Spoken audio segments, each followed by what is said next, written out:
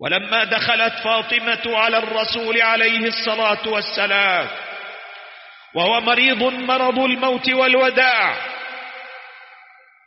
ولما دخلت عليه لم يفعل بها كما كان يفعل بها من ذي قبل، لأن الألم قد زاد والوجع قد اشتد، ولم يستطع النبي أن يقوم ليستقبلها ويفعل بها من الإكرام كما كان يفعل بها. فلما رأت فاطمة ما حل بأبيها وقرة عينها، قالت فاطمة رضي الله عنها: وكرب أبتاه وكرب أبتاه. فرأى النبي الحزن في وجه ابنته فاطمة، فقال لها: يا فاطمة، ليس على أبيك كرب بعد اليوم يخفف من ألمها ووجعها، لا تحزني يا بني، فليس على أبيك كرب بعد اليوم. لا تحزني يا فلذة كبدي، إنها بضعة من أبيها عليه الصلاة والسلام، ليس لها أحد، لقد ماتت أمها ومات إخوانها،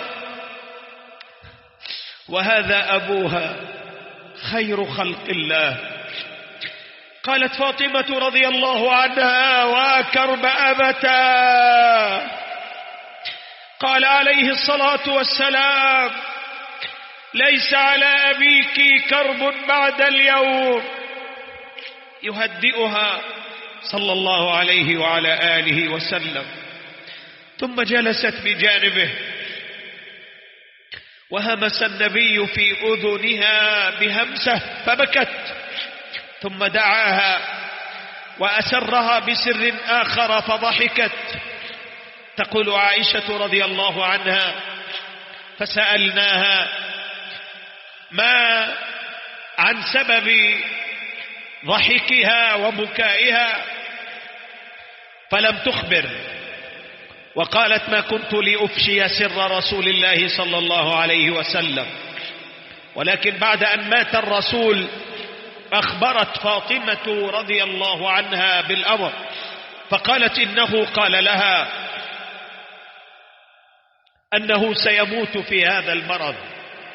فلما رآها تبكي قال: إنك أول أهله، أي إنك أول أهلي تتبعيني، أي ستموتي بعدي يا فاطمة.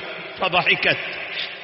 دعا النبي الحسن والحسين وأوصى بهما خيرا، ودعا النبي أزواجه، ما أصعبه من وداع.